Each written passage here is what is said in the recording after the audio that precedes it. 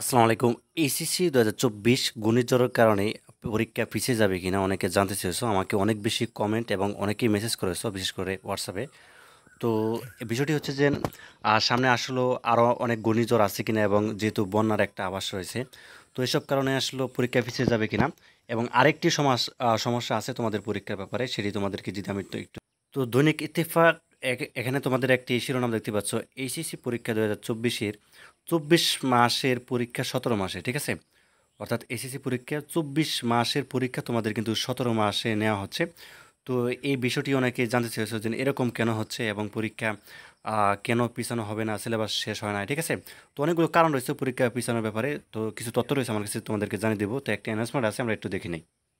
তো তোমরা ইতিমধ্যে জানো যে এইচএসসি ২০২৪ ব্যাচের জন্য আমরা বিজ্ঞান, মানবিক এবং ব্যবসা শাখার জন্য অল সাবজেক্ট সাজেশন মাত্র ৩০০ টাকার বিনিময়ে দিচ্ছি। সিকিউ এবং এমসিকিউ আনসার সহ থাকবে। আর সাজেশনটি যেহেতু পিডিএফ আকারে দিচ্ছি, তুমি হোয়াটসঅ্যাপ বা ইমোতে কিন্তু সহজে নিতে পারবে। আর যে নাম্বারটি দেখতে পাচ্ছ, এই নাম্বারটির মধ্যে হোয়াটসঅ্যাপ বা ইমো আছে, সেখানে আমার সাথে যোগাযোগ করতে পারো। আর পেমেন্টের ক্ষেত্রে হচ্ছে বিকাশ বা নগদ নাম্বার হচ্ছে এটাই।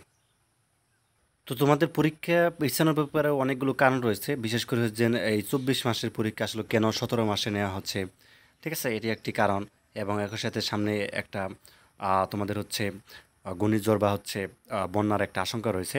তো বাংলাদেশের শিক্ষা ব্যবস্থায় উচ্চ মাধ্যমিক শিক্ষা ২ বছর মেয়াদি। তো এই ২ বছর পড়াশোনা শেষে উচ্চ মাধ্যমিক পাবলিক পরীক্ষা অনুষ্ঠিত হওয়ার কথা, কিন্তু এবারে এসএসসি পরীক্ষা হবে স্বাভাবিক সময়ের সাথে ৭ মাস আগে, ঠিক আছে?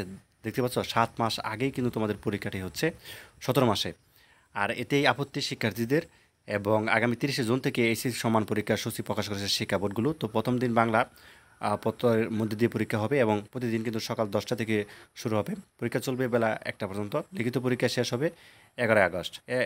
এরপর হচ্ছে ব্যবহারিক পরীক্ষা শুরু হবে। তো বিষয়টি হচ্ছে যে শিক্ষা বোর্ড কর্মকর্তা বলেছেন পড়াশোনার জন্য সময় কম পাওয়ার সিলেবাস সংক্ষিপ্ত করা হয়েছে।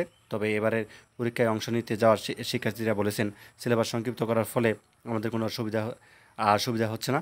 তাই সিলেবাস আরও কমাতে হবে, নইলে পরীক্ষা পিছিয়ে দিতে হবে, ঠিক আছে?